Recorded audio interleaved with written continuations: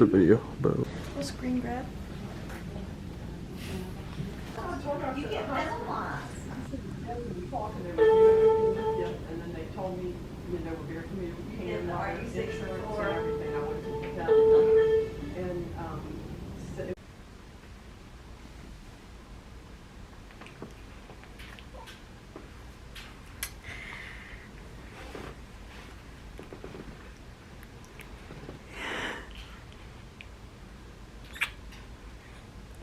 So I had a baby. This is Jace. And he was born on August 4th, 2023. So he's a 2023 baby. And I made a notes like list of what went down. So I had a 34-week appointment when I went into the hospital. So I went to go see my OB, and her office is actually in the hospital that I gave birth to him at. I went in and I was experiencing like swollen ankles, swollen feet. I was having headaches, and I would see stars sometimes, and I would just be like, oh, I have to sit down. I didn't think too much of it. She was like, basically, you have all the red flags for preeclampsia. My pressure was very high. I had protein in my urine, and like I said, I was very, very swollen. And they weighed me, and she was like, you've gained 20 pounds in like, I can't remember if it was a week or 2 weeks. I'm pretty sure it was a week. So she was like, I'm gonna have to admit you today, it's just too risky to let you go home. Originally she was like, we're just gonna keep you for 24 hours to try to get your pressure back down and to get the protein cleared up out of your urine and hopefully address some of that swelling. I went and checked myself in pretty much. They gave me some paperwork I had to fill out about insurance and all of that stuff. And as I was standing there filling out the paperwork, it's a hard thing to explain, but it felt like my legs were swelling so much that they were like gonna explode. And they were like, it was painful to stand on them. And so I like kept shifting my weight because I was so uncomfortable. And that's when I realized, I was like, okay, I probably waited too long to like address some of this, because I had noticed the swelling, but I really just thought I was like gaining weight still, and that the third trimester was just hitting me hard, and that's when I was gonna gain most of my weight. I remember walking into the room and I saw the little baby bed that they like have with the little light on the top that they put the babies in like right when they're born. And I remember looking at it like, oh my gosh, am I about to have a baby today? Because I don't know why, but I didn't expect to like be in the labor and delivery sector. I just expected to be in the regular like patient part of the hospital. So they gave me a gown. I put the gown on, and that's when they were starting an IV, so they had to find a vein. This was the beginning of the traumatic experience because they couldn't find a vein. I was stuck multiple times, and not because these were like bad nurses, like everybody was really sweet and nice, and they're like, oh, I'm so sorry I have to do this, but my arms were just so swollen, and so it was very hard for them to find my veins. They tried both arms twice, and then they finally tried my hand, I think, like right in the, I can't point to it because I'm holding it, but right in the corner right there is where they finally did find a vein. And so that was pretty uncomfortable to like have it there, but I was just grateful they found it, because they called their higher up, and I don't remember his like title, but he was like, if y'all can't find a vein, they're gonna have to put it in my neck. And I was not having that. They started me on magnesium sulfate because I'm pretty sure that's what keeps you from having like actual eclampsia and having the convulsions and seizures and all that. So they gave me a lot of that. They gave me, I don't want to say the wrong stuff, but I know they had 2 bags going at the same time. So I know one of them was magnesium and it was something else. At that point, they were trying to get my pressure back down, and like I said, clear up the protein in my leaking from my liver, I think it was. They were obviously monitoring the baby. They put a heart monitor on me, and I could hear his heartbeat. Oh, that's coming back to me, like hearing his heartbeat inside of me. I forgot about that. Like, that was a very cute thing. But yeah, I heard his heartbeat. It was very strong. Let me backtrack a little bit. When she told me that they were keeping me overnight, I called my husband and I texted my mom and told them basically what was going on. At this point, I wasn't too concerned because she had made it seem like I was really just staying for 24 hours, and she even said like we'll most likely have to just schedule an induction at 37 weeks. So I was like, you know, it's not too big of a deal. I wasn't very stressed out yet because it felt like I was not going into labor yet, and I was just, you know, having a one-night stay in the hospital, and I would probably go back home the next day. Mind you, this is like 2 days before, not even 2 days, yeah, 2 days. My appointment was on the 3rd, I think. Yes, my appointment was on the 3rd, a Thursday, and then he was born on that Friday, and my baby shower was on that Saturday. So I'll get to that part, but basically I missed my baby shower. He was pretty much like stressing because he was worried because he heard I said induction, like she may have to induce me, but again I thought she meant like later in the weeks or maybe a few weeks from then. But no, she was saying like if my vitals didn't improve, then I would have to be induced like right then. My mom and grandma showed up. They hooked me up also to a blood pressure cuff that would take my pressure every like 20 minutes or 15 to 20 minutes. And I would remember like asking my mom like, oh, what's the reading? Because she told me that if it doesn't stay under 160 over 90, I think it was, that she would have to induce. It was steadily climbing. It was 150 when they took it at my appointment. Then I got into the hospital room, and then it kept climbing up. It did make it to 160, and then it eventually that night sometime it made it to 170 over like 100 and something. I don't remember the exact number. At that point I was like, wow, like my pressure is really high. If I hadn't come in to my appointment, I probably would have passed out or something at home. I didn't feel sick. I think the nerves are probably what like made it climb, and me like knowing like, okay, if it doesn't stay under this, then I'm gonna have to have the baby, might have like affected it as well. So that was pretty scary. They were trying to monitor it and get it back down. They gave me everything they could. Like I took something orally, like a pill. I can't remember what it was, but they were giving me a lot of stuff. And oh, my mother-in-law had also came, and I remember her. She was like asking, making sure like what they were giving me was what they were giving me. She was really good with that, like asking what they were giving me was for. So yeah, I am very grateful she was there to do that. Like I was saying, it kept climbing, and it eventually was time for her to make the call on whether I should be induced, or because my pressure was not dropping. So she came in and was like, we're gonna try to induce you now. Your pressure is steadily reading over 160, and that will affect the baby's heart soon if you don't address it.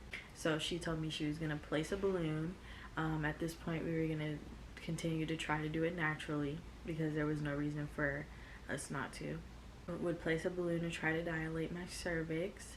The insertion part was very uncomfortable, but once it was in, I didn't really feel it. Tape it to your leg, and then they come and tug on it every hour or so. That was pretty painful. It wasn't excruciating still, it was just uncomfortable. Yeah, they were trying that, and then John did eventually show up during that morning. Like I think he came in at like 2 a.m. because I had told him like, come now. As soon as she told me that she was gonna start trying to induce me, I was like, you need to come right now. And so he told his supervisor and all his people, and they let him go on the next flight to Savannah. So he got into the hospital at like 2 a.m. and then he switched off with my mom because she was waiting with me until he got there. That night I remember asking like, am I able to eat, because I figured, oh, that was another part I forgot. So before I was getting induced, I can't remember if it was before or after I was getting induced. I'm pretty sure it was after I was getting induced, because once I got induced they placed a catheter. I forgot about that too. So I had to pee in a bedpan. They wouldn't let me get up, so every time I had to pee, they had to place it under a bucket, a bedpan under me, and I had to literally urinate in it, and it was the worst thing ever. Like, it was just not it didn't feel right, because it's like going down your leg and then to wipe afterwards, and I'm like super huge, by the way, like I'm really pregnant, so wiping was very hard. I'm sorry. Wiping was very hard, and it's just like kind of humiliating, honestly. Like, you're just peeing out in a bedpan in front of everybody and you're pregnant. Like, imagine that. I'm glad I thought about that, because I forgot. And so yeah, I remember asking her if I could eat, because I remember seeing that like you can't really eat, they don't want you to eat when you're in labor. But she was like, yeah, you can have like a good meal tonight, and then afterwards you're probably gonna be on like more so liquids, like water, soups, that kind of stuff. I'm remembering now, it's coming back to me, they did place a catheter before they placed the balloon. So by the time John got there, I think I was on the catheter, I'm pretty sure.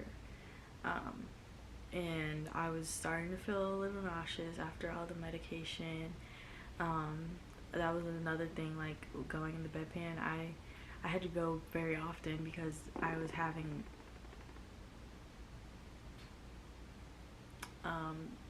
he just farted. I was getting an IV, so I had a lot of liquids going through my body, and I had to go to the bathroom very often. So again, it was not fun going in that bedpan, but they were like, you have to. They didn't want me getting up because I was placed on the IV that took them forever to place, so they didn't want to risk like it coming out or whatever. So they made me go in the bedpan. And two, I probably wasn't supposed to get up anyways because my legs were hurting so bad. Yes.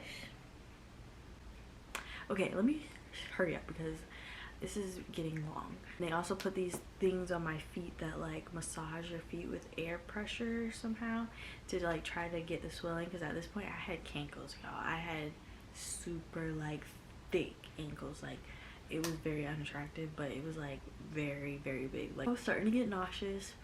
The food I got, I decided to get some Caribbean food, because I was just like, okay, if I'm gonna go out, I'm gonna go out with a bang for the Last Supper. I got curry chicken, rice and peas, and plantains. It was good in the moment, and I ate it, and I don't think I ate it all, but I ate a good bit of it, and then it came back up because I was very nauseous. But things were starting to progress a little faster. She, I think, had a goal of like 3 p.m. that day to like see some progress with the balloon in my cervix. So she checked me once and she was like, you're 1 centimeter, 70% face. And so, I mean, the 1 centimeter, I was like, okay, it's pretty mediocre, but I still had hope because she said 70% of face. When they put the balloon in, they started me on Pitocin, and I was very nervous because I hear horror stories about Pitocin.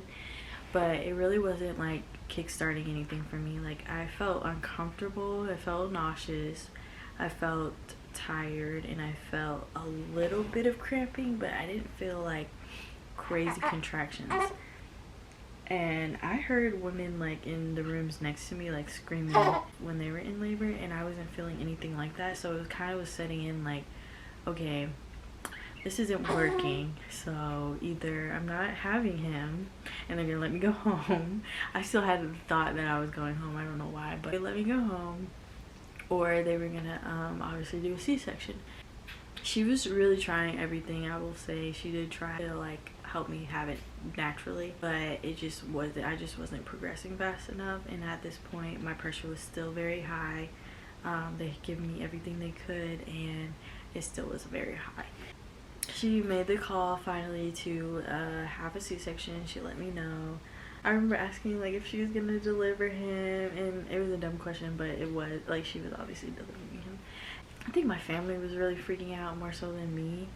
And I was just again on that magnesium, so I didn't really care about much. I just wanted to not have the catheter in me. I didn't want to be nauseous anymore, and I didn't want to be pregnant anymore because I really was like huge. Like, I was very, very uncomfortable. And I remember thinking even before all of this, like, if this is me at 34 weeks, I don't even know how I'm gonna get 39 weeks, because I just felt so miserable. Like, I was big, I was huge, I was out of breath, I was uncomfortable. Before we knew it, they were preparing me for a C-section. And oh, they also asked me before that again, I'm sorry, a little bit after I got the Pitocin, she asked me if I wanted epidural, because I didn't know that you can get it like as soon as you wanted it. That's what she told me, was like, you don't have to wait for the contractions to get the epidural. You can, I think that's what she said, I don't know, don't quote me, but basically you can get it as early as you want, is what she like pretty much told me. I was like, okay, well then I'll go ahead and get it, because I know myself and I know I don't do pain very well. And then that was another scary thing, because I thought I paralyzed myself. I actually jerked, like, I wouldn't say pretty hard, but I know I noticeably jerked. And she told me, like, they always tell you to be very, very still. And I remember John was in front of me and she put it in, like, I was bracing myself. You have to like hunch over, and then once they put it in, it's like hard not to like kind of flinch a little. Like, I flinched really hard, and then I felt pain a little bit after that, and so I got really scared that I had messed something up, because it felt like, it's hard to explain, but kind of when you hit your funny bone, it felt like I hit my funny bone but in my back. And so I got really scared, and I was like, oh my gosh, is this it for me? Like, I don't know what just happened. And I could still move everything, so I was like, okay, I guess I'm fine. But I was still scared that like it was one of those things where you wake up and the next day you can't move. But thank God that didn't happen. I was fine, and the lady knew what she was doing. So I got my epidural in, they taped it on my back, and then they gave me that thing there that you basically control your epidural. Like, you can put more, you can put less, but I didn't do that because, one, I didn't really have time to even think about that, and I kind of forgot it was there. It definitely worked because I didn't feel my legs, but I didn't notice it until after all of the C-section stuff had happened. So it was around 3 o'clock in the afternoon. John had to go get dressed, and they put like a little hat on me, and that's really all I remember. I mean, I remember him a little bit more than that. They rolled me to the room, they rolled me to the OR room, and they sat John like kind of behind me, and I was laying flat. And then I remember the lady pressing like another syringe of epidural medicine into me, and I felt like a cool wave go over my back. They asked me if they tapped me in like 3 different places down there with like something pointy, and asked me if I felt it, and I was like, I felt the 3rd one. And they were like, okay. And then next thing I know, I was being cut open. I felt like the cut. It's really scary. Like, I was very scared because I was like, I don't know if they gave me enough numbing medicine, but apparently you're gonna feel it, you're just not supposed to feel pain. But that's what the nurse or whoever was behind me told me, and I was like, okay, but I do feel pain because I felt like the cut part, like I felt it only on one side though. I didn't feel it all the way through. Like, I felt the what is it called? What's it called? The what is it called? The little cutting thing. I don't remember what it's called, y'all, but you know what I'm talking about. I felt that cut me, and so that's when I got really scared. And then I was making faces. Like, we have pictures of I don't know who was taking, that's another thing, I don't know who was taking the pictures, but somebody had my phone and was taking pictures of me and John, so it wasn't John.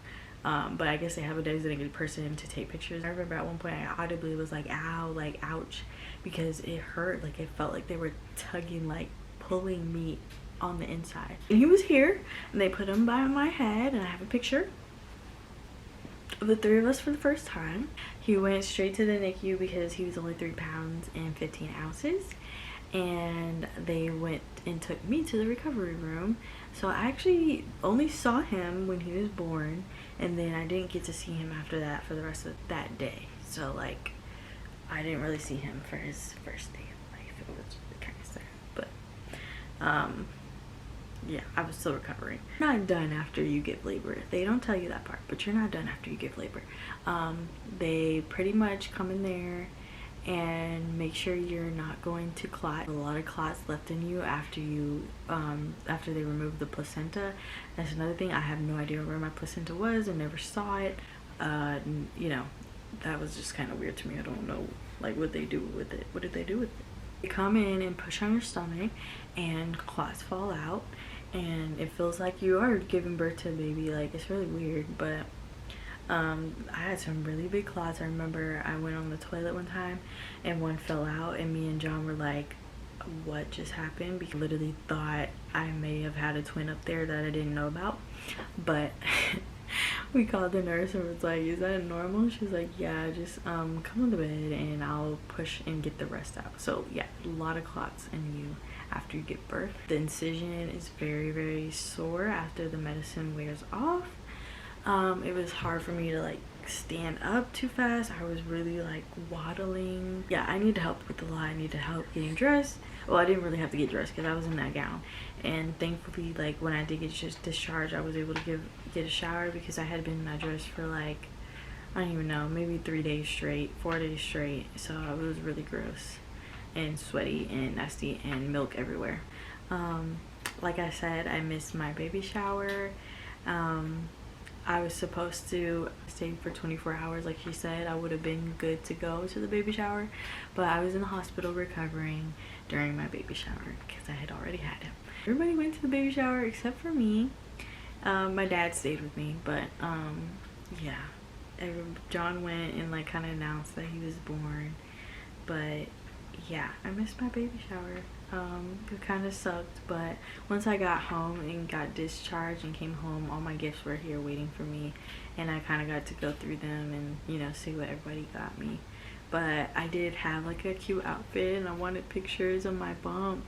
Like, I have no like maternity pictures, so that kind of sucks, but it is what it is. I have bump pictures obviously of like when I just took them casually.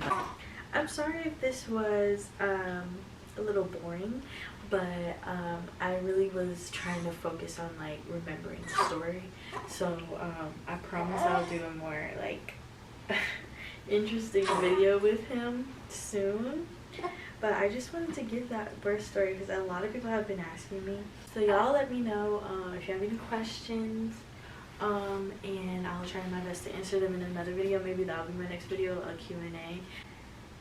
Like this video and comment any questions you may have for me, and let me know which videos I should do. I may do a vlog one day because he's growing so fast already. He's a month now, about to be 2 months in like 2 weeks. So I just want to have this stuff for like to look back on, because I already stare at my phone for hours looking at pictures of him and how small he was compared to now.